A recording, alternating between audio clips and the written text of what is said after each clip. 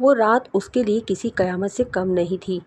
وہ اپنے کمرے کا دروازہ اچھی طرح سے بند کر کے باہر ہونے والے طوفان سے بچنے کی کوشش کر رہی تھی، اپنے آپ کو ان سب سے بچانے میں ناکام رہی تھی۔ آہستہ آہستہ دروازے کا شور بڑھتا جا رہا تھا اور دروازہ بری طرح سے ہلنے لگا تھا۔ یقیناً جس طرح سے دروازہ ہل رہا تھا، تھوڑی ہی دیر میں وہ ٹوٹ جاتا اور زمین پر گر جاتا۔ اس سے پہلے کہ وہ دروازہ ٹوٹ جاتا، اسے اس کمرے سے کیسے بھی کر کے نکلنا تھا اور یہاں سے دور بھاگنا تھا۔ آس پاس نظر دوڑا کر جب اس نے اپنے خوف کو ایک طرف کرتے ہوئے اپنے دماغ کا استعمال کیا تو اسے اپنے کمرے کی کھڑکی کھلی ہوئی دکھائی دی۔ یہی اس کے پاس آخری موقع تھا اپنے آپ کو بچانے کا۔ بنا کسی چیز پر دھیان دیے اس نے کھڑکی سے چھلانگ لگا دی اور اللہ کا نام لے کر بھاگنا شروع کر دیا تھا، یہ سوچے بغیر کہ اسے کہاں جانا ہے اور کہاں نہیں۔ وہ بھاگتی جا رہی تھی، صرف اس آس پر کہ کوئی نہ کوئی وسیلہ بن جائے گا، یہاں سے بھاگنے پر کم از کم اس کی جان تو بچ جائے گی، اور اگر وہ یہاں موجود رہی تو وہ زندہ نہیں رہے گی۔ یہی بات اس کے دماغ میں تھی اور اسے اپنے آپ کو بچانا تھا، صرف اس لیے نہیں کہ اسے زندگی سے محبت تھی، بلکہ اس کے پیچھے ایک بہت بڑا راز چھپا ہوا تھا۔ حقیقت میں وہ اپنے ساتھ اس راز کو زندہ رکھنا چاہتی تھی، اس لیے اپنی جان بچانے کے لیے وہاں سے بھاگ نکلی تھی، اور اب زندگی اسے کہاں لے جاتی کچھ پتہ نہ تھا۔ السلام علیکم۔ کہانی سننے سے پہلے آپ میرے اردو قصہ کہانی چینل کو سبسکرائب کر کے بیل نوٹیفیکیشن کو آن کر دیں تاکہ آپ کو میری ہر آنے والی ویڈیو کا نوٹیفیکیشن مل سکے۔ میرا نام امجد ہے۔ میں پچھلے 15 سالوں سے شہر میں زندگی گزار رہا تھا۔ شروع میں تو میری زندگی بہت اچھی تھی اور میں ایک خوبصورت زندگی گزار رہا تھا۔ جب میں نے شہر میں آ کر نیا اپنا کام شروع کیا تو میرے تو وارے کے نیارے ہو گئے تھے۔ نیا کام تھا اور دن جوانی کے تھے۔ میں خوب محنت کر کے دل لگا کے کام کرتا تھا کیونکہ مجھے پیسہ کمانے کا بے حد شوق تھا۔ میں نے غربت کی زندگی گزاری تھی اور اپنی زندگی میں بہت ساری سہولتوں سے اور بہت ساری چیزوں سے محروم رہا تھا۔ اسی لیے اب میں نے سوچ لیا تھا کہ میں خوب محنت کروں گا اور اپنی زندگی خود بناؤں گا۔ اسی مقصد کو لے کر میں شہر آیا تھا اور اسی مقصد کو پانے کے لیے میں نے دن رات محنت کرنی شروع کر دی۔ آخر کار میں اس مقصد کو پانے میں کامیاب ہو ہی گیا تھا۔ میں جس فیکٹری میں نوکری کرتا تھا، میری محنت کو دیکھتے ہوئے ان لوگوں نے مجھے ترقی دے دی تھی اور میری تنخواہ بھی زیادہ کر دی تھی کیونکہ میں یہاں پر اکیلا ہوتا تھا۔ اس لیے دن کے ساتھ ساتھ میں نے رات کو بھی کام کرنا شروع کر دیا اور اس طرح سے دن اور رات دونوں کو ملا کر میں اچھی کمائی کما لیتا تھا۔ مگر اس وقت دل و دماغ میں ایک ہی بات چلتی تھی اور وہ یہی تھی کہ مجھے بس اپنی خواہشات کو پورا کرنا ہے، اور خواہشات کے پیچھے جب انسان لگ جاتا ہے تو وہ ساری چیزوں کو نظر انداز اور فراموش کر دیتا ہے۔ اپنے سے جڑے ہوئے لوگوں کو بھی وہ ایک طرح سے بھول جاتا ہے۔ ایسا ہی کچھ میرے ساتھ بھی ہوا تھا۔ میں نے محنت تو بہت کی تھی اور پیسہ بھی کمایا تھا، لیکن اس پیسے کو میں نے اپنے اوپر لگانا شروع کر دیا، وہ کام کرنے شروع کر دیے جو شاید مجھے نہیں کرنے چاہیے تھے۔ میں جو ساری زندگی گاؤں میں گزار کر شہر آیا تھا، شہر کی نئی زندگی تھی، نیا ماحول تھا اور نئی چیزیں دیکھ کر میں بھی اس ماحول کا حصہ بن گیا۔ میں اپنی ساری کمائی اپنی عیاشی پر لگا دیتا تھا۔ اس وقت میں نے یہ نہیں سوچا تھا کہ میں اپنے پاس کچھ جمع کر لوں اور اپنا کوئی ٹھکانہ بنا لوں۔ بس دل و دماغ میں یہی بات تھی کہ ساری زندگی جو میں نے محرومیوں میں گزاری تھی، یہ مجھے اپنی اس پرانی ساری زندگی کا مداوع خود کرنا ہے اور اپنی زندگی کو خود ہی خوبصورت بنانا ہے۔ انہی چکروں میں نہ تو میں نے کچھ جمع کیا تھا اور نہ ہی میں نے اپنے مستقبل کے بارے میں سوچا۔ جو بھی کماتا تھا وہ سب کچھ اپنے اوپر لگاتا اور کبھی بھی میں نے پیسے کی بچت نہیں کی تھی، نہ ہی پیسے بچانے کی کوشش کی تھی۔ اپنے دوستوں کے ساتھ میں گھر سے باہر چلا جاتا اور انہیں یہ دکھانے کے لیے کہ میرے پاس پیسے کی کوئی کمی نہیں ہے، آئے دن میں اپنے دوستوں کی دعوت کرتا، انہیں ہوٹلوں میں لے جاتا، انہیں کھانے کھلاتا، اور یہی سب کچھ میری زندگی میں چل رہا تھا، جبکہ میں اپنے پیچھے کن لوگوں کو چھوڑ کر آیا تھا، اس بات کو میں مکمل طور پر بھول چکا تھا۔ کہ ان لوگوں نے مجھے یہاں تک پہنچانے میں میری مدد کی تھی، اور یہی میری خود غرضی تھی، اور میری خود غرضی کا آغاز یہیں سے ہوا تھا۔ اسی طرح کرتے کرتے یہاں شہر میں مجھے 2 سال گزر گئے تھے، اور پھر 2 سال بعد میری ملاقات رخسانہ سے ہوئی۔ رخسانہ میرے ایک قریبی دوست کی بہن تھی جو کہ یہیں شہر میں رہتی تھی۔ میرا ان کے گھر آنا جانا تھا، اور ایک دن اسی طرح سے میں نے جب رخسانہ کو دیکھا تو رخسانہ مجھے اچھی لگی۔ اس کے بعد میں بہانے بہانے سے رخسانہ کو دیکھنے کے لیے اپنے دوست کے ساتھ اس کے گھر چلا جاتا۔ وہ لوگ حیثیت کے لحاظ سے بھی کافی اچھے تھے۔ میرے دوست کے ابا کا شہر میں اپنا گھر تھا، اور وہ صرف 2 ہی بہن بھائی تھے۔ میرا دوست اکثر باتوں باتوں میں مجھے یہ بات بتاتا تھا کہ یہ گھر اس کی بہن کے نام ہے، اور اس کے ابا اس کی بہن سے بہت محبت کرتے ہیں، اسی لیے جب اس کی بہن کی شادی ہوگی تو یہ گھر اس کی بہن کو دے دیں گے، جبکہ میرے دوست کے لیے اس کے ابا نے ایک الگ سے ایک جگہ خرید کر رکھی تھی، اور یہی ارادہ تھا کہ جب اس کی شادی ہوگی تو اس سے پہلے ہی اسے وہاں پر گھر بنا دیں گے۔ اس طرح سے وہ اپنے دونوں بچوں کو ایک گھر دیں گے۔ اس کے ابا کے پاس پیسوں کی کمی نہیں تھی، وہ ایک اچھی کمپنی میں اچھی نوکری کرتا تھا۔ ایک تو رخسانہ مجھے پہلی نظر میں اچھی لگی تھی۔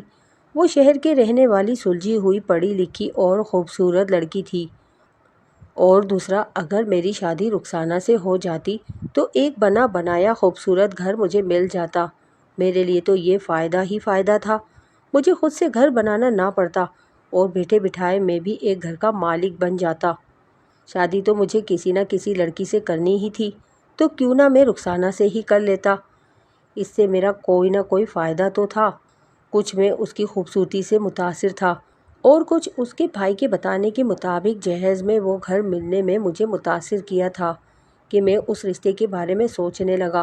میں اپنے دوست کی بہت خدمت کرتا، دن رات اسے الگ الگ جگہوں پر گھمانے کے لیے لے جاتا، مہنگے مہنگے ہوٹلوں میں لے جا کر اسے کھانا کھلاتا، تاکہ میرا دوست میرے پیسے سے متاثر ہو جائے اور خود ہی اپنی بہن کے لیے مجھے پسند کر لے۔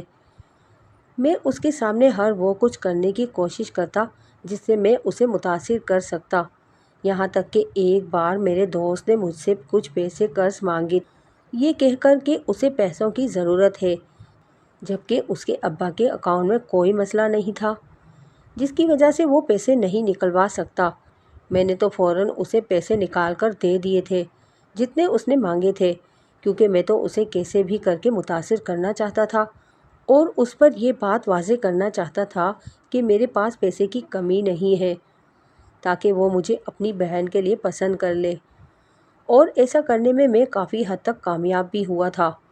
میرا دوست مجھ سے کافی متاثر تھا اور مجھے اپنا سب سے اچھا دوست مانتا تھا، اسی لیے تو وہ مجھے اپنے گھر بھی بلا لیتا تھا۔ اور پھر ایک دن اسی طرح سے میری ملاقات اس کے والد سے ہوئی۔ میں تو کافی عرصے سے اسی موقع کی تلاش میں تھا کہ میں اس کے والد سے مل کر اسے بھی متاثر کر سکوں۔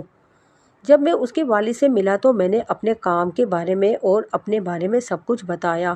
میرے دوست نے بھی اپنے باپ سے یہی کہا کہ میں بہت ہی محنتی انسان ہوں اور دل لگا کر کام کرتا ہوں، بہت اچھا کماتا ہوں، اور میرے پاس پیسوں کی کوئی کمی نہیں ہے، اور دل کھول کر خرچ بھی کرتا ہوں۔ میرے دوست نے اپنے ابا کے سامنے میری کافی تعریفیں کی، اور یہی بات میرے لیے فائدہ مند تھی۔ میں بہت خوش ہوا اور خوشی خوشی گھر واپس آ گیا۔ جب اگلے دن میرے دوست نے مجھے بتایا کہ اس کے ابا میرے گھر والوں سے ملنا چاہتے ہیں، میرے گھر آنا چاہتے ہیں، کیونکہ میں شہر میں اکیلا رہتا تھا، کبھی بھی کسی نے میرے گھر والوں کے بارے میں پوچھا ہی نہیں تھا۔ میرے والدین کا انتقال ہو گیا تھا اور میں اپنے چچا کے پاس گاؤں میں رہتا تھا۔ چچا کا بھی انتقال ہو گیا تو میں شہر آ گیا، اور اب میرے گھر والوں میں کوئی بھی نہیں تھا۔ میری اماں کے رشتہ داروں میں سے تو کوئی بھی نہیں تھا، جبکہ ابا کے رشتہ داروں میں چچا تھا، اور وہ بھی انتقال کر گئے تھے۔ جب میں نے یہ بات اپنے دوست کو بتائی تو اس نے مجھے اپنے گھر لے جانے کا کہا تھا کہ میں اس کے ابا سے مل لوں، اور جب میں اس کے ابا سے ملنے کے لیے گیا تو اس کے ابا نے ایک ایسی بات کہی جسے سن کر میرے تو پاؤں زمین پر نہ لگے، میری تو من کی مراد پوری ہو گئی۔ اس کے ابا نے مجھ سے یہی بات کہی کہ میں انہیں ان کی بیٹی رخسانہ کے لیے بہت اچھا لگا ہوں، اور وہ اپنی بیٹی کا رشتہ مجھ سے کرنا چاہتے ہیں۔ یقیناً وہ یہ بات میرے گھر والوں سے کرتے، لیکن جیسا کہ میں نے بتایا تھا کہ میرے گھر والوں میں کوئی بھی نہیں تھا اور اسی لیے وہ خود مجھ سے بات کر رہے تھے۔ اگر مجھے اس رشتے پر کوئی اعتراض نہ ہو اگر مجھے اس رشتے پر کوئی اعتراض نہ ہو تو وہ سارے انتظامات خود کر کے یہ بات سنی تھی کہ میں نے فوراً اسے ہاں کر دی، یہ کہتے ہوئے کہ وہ میرے بڑے ہیں، میں انہیں اپنے والد کی جگہ سمجھتا ہوں، اور اگر انہوں نے یہ بات کی تو کچھ سوچ سمجھ کر کی ہوگی۔ مجھے اس رشتے پر کوئی اعتراض نہیں ہے۔ میری ہاں کرنے کی دیر تھی کہ رخسانہ سے میرا رشتہ طے ہو گیا۔ میں تو بہت خوش تھا کہ بیٹھے بٹھائے ایک اچھی اور خوبصورت لڑکی مل گئی، اور اس کے ساتھ ہی ساتھ ایک بہت بڑا گھر بھی مجھے ملنے والا تھا۔ میری قسمت نے میرا ساتھ دیا ہے کہ ایک اچھے گھر میں میرا رشتہ ہو گیا ہے۔ کچھ دن اور اسی طرح سے گزرے تھے کہ رخسانہ سے میری شادی ہو گئی، اور میں رخسانہ کو رخصت کر کے اپنے چھوٹے سے کرائے کے گھر میں لے آیا، یہ سوچ کر کہ صرف کچھ وقت ہی ہم لوگوں کو یہاں رہنا پڑے گا، تو اس کے بعد اس کے ابا کا دیا ہوا گھر ہمیں مل جائے گا، تو ہم دونوں وہاں رہیں گے۔ جبکہ میں نے اپنے دوست سے وہ پیسے بھی نہیں مانگے تھے جو اس نے مجھ سے ادھار لیے تھے۔ میں یہ سوچ کر خاموش ہو گیا تھا کہ بدلے میں مجھے اتنا بڑا گھر مل جائے گا تو میں نے چند پیسوں کا کیا کرنا ہے۔ لیکن قسمت نے یہاں آ کر میرے ساتھ ایسا کھیل کھیلا کہ میں حیران رہ گیا۔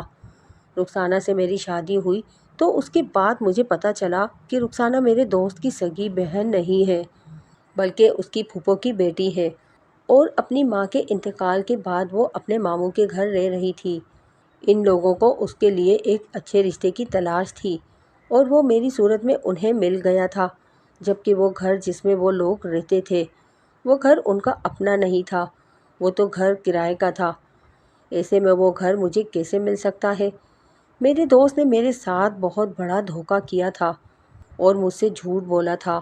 وہ صرف اور صرف اپنے پھپھو کی بیٹی کی شادی مجھ سے کروانا چاہتا تھا اور مجھ سے پیسے لوٹنا چاہتا تھا، میرے پیسوں پر عیش کرنا چاہتا تھا۔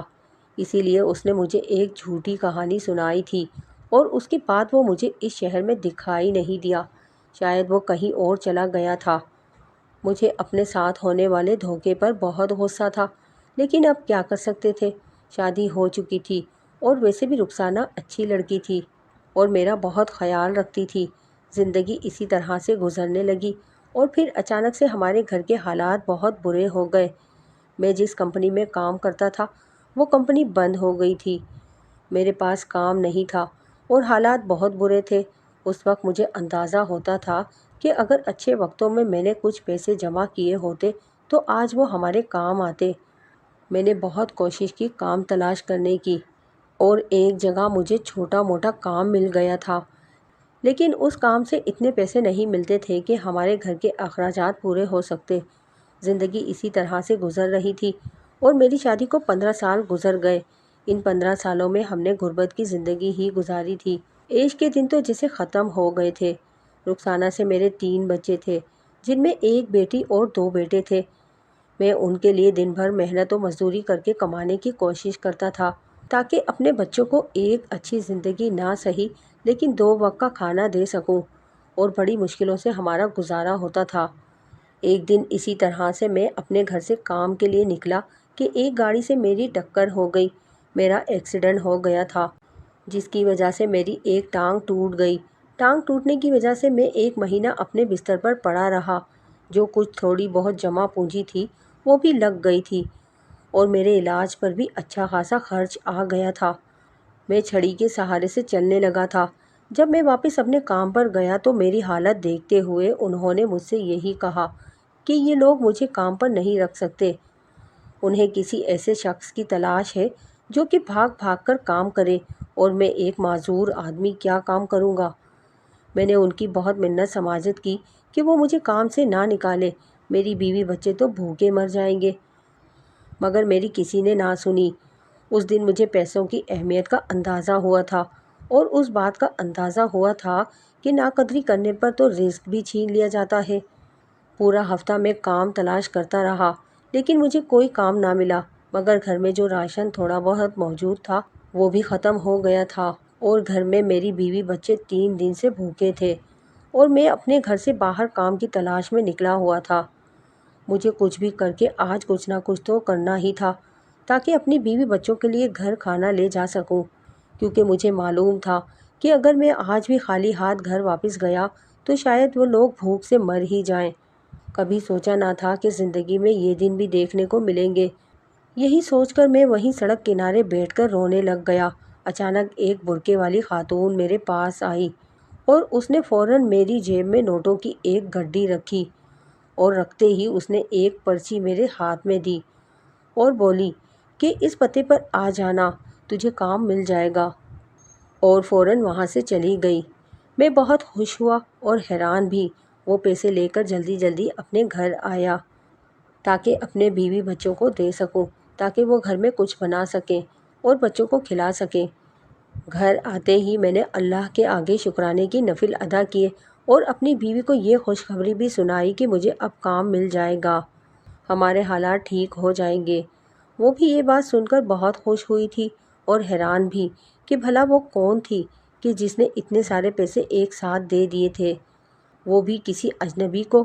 آج کل تو لوگ کسی کی مدد کرنے کے لیے تیار ہی نہیں ہوتے، اور اگر کرتے بھی ہیں تو 10-20 سے زیادہ پیسے کسی کو نہیں دیتے، جبکہ اس عورت نے مجھے کافی سارے پیسے ایک ساتھ دے دیے تھے۔ شاید وہ کوئی بہت امیر عورت تھی اور اسے میری حالت پر رحم آ گیا ہوگا، اور اللہ واسطے اس نے میری مدد کر دی ہوگی اور اسے یہ کہا کہ صبح وہ مجھے جلدی جگا دے تاکہ میں اس پتے پر پہنچ سکوں اور کام کر سکوں۔ میرے کہنے پر میری بیوی نے مجھے صبح جلدی جگا دیا اور میں فوراً سے اپنے گھر سے کام کے لیے نکل پڑا۔ جلدی جلدی تقریباً بھاگتا ہوا اس پتے پر گیا۔ جو ہی اندر قدم رکھا تو دل کیا کہ زمین پھٹ جائے اور میں اس میں سما جاؤں، کیونکہ سامنے جو عورت موجود تھی میں اسے پہچان گیا تھا۔ وہ کوئی اور نہیں بلکہ سلمیٰ تھی۔ ہاں، یہ سلمیٰ ہی تھی جو میرے سامنے موجود تھی۔ اسے دیکھتے ہی مجھے ماضی کا سارا قصہ یاد آ گیا تھا۔ میں جس گاؤں میں اپنے چچا کے ساتھ رہتا تھا، سلمیٰ اسی گاؤں کی رہنے والی تھی۔ وہ کھیتوں میں اپنے ابا کو کھانا دینے جاتی تھی۔ جب راستے میں روز اسے دیکھتا تھا، سلمیٰ مجھے اچھی لگنے لگی تھی اور میں اس سے محبت کرنے لگا۔ کہ میں نے سلمیٰ کو اپنے دل کی بات بتائی تو اس نے بھی مجھ سے یہی کہا کہ میں بھی اسے اچھا لگتا ہوں، وہ مجھ سے محبت کرتی ہے، لیکن کبھی بھی اس نے یہ بات مجھ سے کبھی نہیں کہی۔ اس کے بعد ہم دونوں ایک دوسرے سے ملنے جلنے لگے اور ایک دوسرے سے روزانہ ہی تقریباً ڈھیروں وعدے کرتے تھے۔ سلمیٰ کی منگنی اس کی خالہ کے بیٹے سے طے ہو گئی تھی، جبکہ وہ مجھ سے محبت کرتی تھی اور مجھ سے شادی کرنا چاہتی تھی، مگر کیونکہ اس وقت میرے حالات ایسے نہیں تھے کہ میں سلمیٰ سے شادی کر سکتا، میرے پاس کوئی نوکری نہیں تھی، اس لیے میں نے اس سے یہ کہا کہ میں شہر جا کر نوکری تلاش کروں گا، اس کے بعد ہی سلمیٰ سے شادی کروں گا۔ لیکن سلمیٰ کا یہ کہنا تھا کہ جب تک میں پیسے جمع کر کے گاؤں واپس آؤں گا تب تک اس کے گھر والے اس کی شادی اس کے خالہ کے بیٹے سے کر دیں گے۔ اس نے مجھ سے بہت کہا کہ میں اس سے شادی کر کے چلا جاؤں، وہ مجھے نہیں روکے گی، لیکن میں یہ بھی جانتا تھا کہ اس طرح سے اس کے گھر والے کبھی بھی اس کی شادی مجھ سے نہیں کریں گے، اور میں بھی یہ بات اچھی طرح سے جانتا تھا کہ اگر میں یہاں سے چلا گیا تو میرے آنے تک سلمیٰ کی شادی اس کے خالہ کے بیٹے سے ہو جائے گی۔ بہت سوچنے کے بعد ہم دونوں نے اس مسئلے کا ایک حل نکالا، اور وہ یہ تھا کہ میں نے سلمیٰ سے چھپ کر نکاح کرنے کا فیصلہ کیا اور اس سے یہ کہا کہ میں اس سے نکاح کر کے شہر چلا جاؤں گا، اور اس طرح سے اس کے گھر والے اس کی شادی کسی اور سے نہیں کر پائیں گے۔ جب میں پیسے جمع کر لوں گا تو میں واپس آؤں گا اور عزت سے اسے رخصت کروا کر اپنے ساتھ لے جاؤں گا۔ بہت سوچنے کے بعد آخرکار سلمیٰ مان گئی تھی، کیونکہ وہ مجھ سے محبت کرتی تھی۔ ہم دونوں نے چھپ کر نکاح کیا تھا اور اس کے 1 مہینے بعد ہی میں شہر آ گیا تھا۔ شہر آ کر میری اچھی نوکری لگ گئی تھی اور میرے پاس پیسے کی ریل پیل تھی۔ میں اپنی عیاشی میں لگ گیا تھا اور اس کے بعد میں سلمیٰ کو مکمل طور پر بھول گیا تھا۔ یہاں پر رہتے ہوئے رخسانہ پر دل آ گیا اور اس کا گھر دیکھ کر اس سے شادی کرنے کا فیصلہ کر لیا تھا۔ یہاں پر میں آ کر خود غرض ہو گیا تھا اور میں سلمیٰ کو مکمل طور پر بھول گیا تھا۔ میں نے اپنی دنیا بنا لی تھی اور یہ سوچا ہی نہیں تھا کہ جس سے نکاح کر کے آیا تھا اس کا کیا ہوگا، اور آج 15 سال بعد وہی میرے سامنے موجود تھی۔ میں نے اس کے ساتھ کتنا غلط کیا تھا، لیکن اس نے مشکل وقت میں میرا ساتھ دیا۔ لیکن وہ یہاں کیسے آئی تھی؟ میں سلمیٰ سے اپنے کیے کی معافی مانگنا چاہتا تھا۔ جب میں نے سلمیٰ سے یہ پوچھا کہ وہ یہاں کیسے پہنچی تو اس نے مجھے اپنی وہ درد بھری کہانی سنائی، جسے سن کر مجھے اپنے کیے پر مزید ندامت ہونے لگی۔ سلمیٰ نے مجھے بتایا کہ جب میں نے اس کے ساتھ نکاح کیا تھا تو وہ بہت خوش تھی۔ نکاح کے بعد بھی ہم دونوں ملتے تھے اور نہ چاہتے ہوئے بھی ہم دونوں کے درمیان ایک رشتہ قائم ہو گیا۔ میں نے سلمیٰ کو یقین دلایا کہ اسے فکر کرنے کی ضرورت نہیں ہے، میں اس کے ساتھ ہوں اور بہت جلدی اسے یہاں سے لے جاؤں گا۔ اور کیونکہ وہ میرے نکاح میں تھی اس لیے اس نے کوئی احتجاج نہ کیا۔ میں تو گاؤں سے شہر آ گیا تھا اور پلٹ کر میں نے اس کی خبر بھی نہ لی تھی، جبکہ میرے آنے کے 1 مہینے بعد ہی وہ حاملہ ہو گئی، مگر یہ سوچ کر خاموش رہی کہ میں جلدی واپس آ جاؤں گا اور اسے اپنے ساتھ لے جاؤں گا۔ وہ ہر روز میرے واپس آنے کا انتظار کرتی تھی۔ وہ مجھے یہ سب کچھ بتانا چاہتی تھی، لیکن میں اسے آتے ہوئے اپنا نہ تو کوئی پتہ دے کر آیا تھا اور نہ ہی کوئی اپنا نمبر، کیونکہ اس وقت میرے پاس کوئی پتہ نہ تھا۔ میں پہلی مرتبہ شہر آ رہا تھا۔ میں نے اس سے یہی کہا تھا کہ میں وہاں جا کر خود ہی اس سے رابطہ کر لوں گا، اور یہاں آ کر میں اپنی زندگی میں مگن ہو گیا تھا اور اسے بھول گیا تھا، جبکہ وہ وہاں پر روز ہی میرے رابطے کا انتظار کرتی تھی۔ وہ میرے آنے کی راہ دیکھتی تھی۔ اسی طرح سے دن گزرتے گئے تھے۔ جب 5 مہینے گزرے تو سب کو ہی اس بات کا علم ہو گیا کہ وہ حاملہ ہے۔ سب لوگوں نے اس کے کردار پر انگلیاں اٹھانی شروع کر دی، جبکہ اس نے سب لوگوں کو سمجھانے کی بہت کوشش کی اور اپنی بے گناہی ثابت کرنے کی کوشش کی، مگر اس کے پاس کوئی ثبوت نہیں تھا۔ اس نے سب لوگوں کو بتایا اس کا میرے ساتھ نکاح ہوا تھا اور میں اس سے نکاح کر کے شہر چلا گیا، مگر کسی نے اس کی بات پر بھروسہ نہ کیا، یہ کہتے ہوئے کہ اگر میں نے اس سے نکاح کیا ہوتا تو میں ضرور واپس آتا۔ اتنے مہینوں میں واپس آنا تو دور کی بات ہے، میں نے تو کوئی رابطہ بھی نہیں کیا تھا۔ سب لوگوں نے اسے جھوٹا کہا اور جانے اس پر کون کون سے الزامات لگائے، یہاں تک کہ اس کے گھر والے اس کی جان کے دشمن بن گئے تھے۔ گاؤں والوں نے اسے مارنے کی ٹھان لی تھی۔ سب کا یہی کہنا تھا یا تو وہ اسے مار دیں گے یا اس گاؤں سے نکال دیں گے۔ وہ ڈر کے مارے اپنے کمرے میں دروازہ بند کر کے بیٹھی تھی، جبکہ باہر لوگوں کا شور تھا، جس میں گاؤں والے اور اس کے رشتہ دار شامل تھے، جو اسے زندہ زمین میں گاڑ دینا چاہتے تھے، کیونکہ اس کے مطابق اس نے ایک ایسا گناہ کیا تھا جو ناقابل معافی تھا۔ وہ اپنے آپ کو بچانے کی کوشش شاید کبھی نہ کرتی، لیکن کیونکہ اس کے ساتھ ایک اور زندگی جڑ چکی تھی، اس لیے اسے ہر حال میں زندہ رہنا تھا۔ وہ ان لوگوں کے ہاتھوں مارنا چاہتی تھی۔ وہ اس کے پاس ایک ہی راستہ تھا کہ وہ یہاں سے بھاگ جاتی۔ اس کے کمرے کا دروازہ زور زور سے بج رہا تھا، ایسا لگ رہا تھا کہ جیسے وہ لوگ ابھی اسے توڑ کر اندر آ جائیں گے۔ وہ لوگوں سے ڈرتی چھپتی وہاں بیٹھی ہوئی تھی۔ جب اس نے اپنے ڈر کو ایک طرف کرتے ہوئے یہاں سے بھاگنے کا سوچا اور اپنے کمرے کی کھڑکی سے کود کر وہاں سے بھاگ نکلی تھی، اسے نہیں معلوم تھا کہ اسے کہاں جانا ہے۔ بھاگتے بھاگتے وہ روڈ پر آ گئی تھی، جہاں پر ایک نیک دل انسان اسے ملا جو کہ شہر کا رہنے والا تھا۔ سلمیٰ نے اس سے مدد مانگی تو وہ اسے اپنے ساتھ شہر لے آیا۔ وہ ایک بہت ہی امیر آدمی تھا۔ اس کی بیوی کا انتقال ہو چکا تھا، جبکہ اس کی ایک ہی بیٹی تھی، وہ بھی کسی بیماری کی وجہ سے کچھ سال پہلے ہی مر چکی تھی۔ جبکہ اس شخص نے سلمیٰ کو دیکھا، اس کی کہانی سنی تو سلمیٰ میں اسے اپنی بیٹی دکھائی دی، اس لیے سلمیٰ کو اس نے اپنی بیٹی بنا لیا اور اپنے پاس رکھ لیا۔ سلمیٰ بھی اس کے گھر میں رہنے لگی تھی، کیونکہ اس کے پاس اور کوئی ٹھکانہ نہیں تھا۔ یہیں پر رہتے ہوئے اس نے میرے بیٹے کو جنم دیا تھا اور اسے ہی اپنی زندگی بنا لیا تھا۔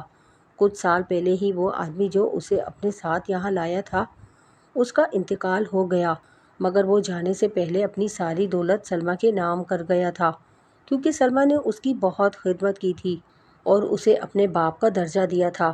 اسی لیے اس نے بھی سلمیٰ کو اپنی بیٹی سمجھتے ہوئے اپنا سب کچھ سلمیٰ کے نام کر دیا، اور پچھلے 15 سالوں سے وہ یہیں پر اپنے بیٹے کے ساتھ اسی گھر میں زندگی گزار رہی ہے۔ اس کے پاس پیسے کی کوئی کمی نہیں ہے، وہ جہاں بھی کسی ضرورت مند کو دیکھتی ہے، اس کی مدد فوراً کرنے کے لیے تیار ہو جاتی ہے۔ جب اس نے مجھے اس جگہ دیکھا تو وہ مجھے دیکھتے ہی پہچان گئی تھی۔ اس نے مجھے پیسے دیے تھے اور مجھے یہاں اس لیے بلایا تھا تاکہ وہ مجھے سب کچھ بتا سکے۔ کہ میرے وہاں سے آ جانے کے بعد اس کے ساتھ کیا کچھ ہوا تھا۔ میں اپنے کیے پر بہت شرمندہ تھا۔ میں ان ساری چیزوں کا مداوع نہیں کر سکتا تھا، اور اگر میں اس سے معافی بھی مانگتا تب بھی جو کچھ میں نے کیا تھا اس کی معافی ممکن نہیں تھی۔ لیکن پھر بھی میں نے اس کے آگے ہاتھ جوڑے تھے اور اپنے کیے کی معافی مانگی تھی۔ وقت گزر چکا تھا اور اس کے ساتھ ہی حالات بھی بدل گئے تھے۔ اسے میری معافی کی ضرورت نہیں تھی۔ اس نے مجھے اپنی فیکٹری میں ایک اچھی نوکری دلوا دی تھی، جو اس کا میرے اوپر احسان تھا۔ یہ اس نے محبت میں کیا تھا یا پھر ایک ضرورت مند سمجھ کر میرے اوپر احسان کیا تھا؟ اس بات کی مجھے آج بھی سمجھ نہیں آئی، لیکن یہ بات میں سمجھ گیا تھا کہ کبھی کبھار زندگی میں کیے گئے غلط فیصلے انسان کو برباد کر دیتے ہیں، اور ہم جو کرتے ہیں وہ ایک دن ہمارے سامنے ضرور آتا ہے۔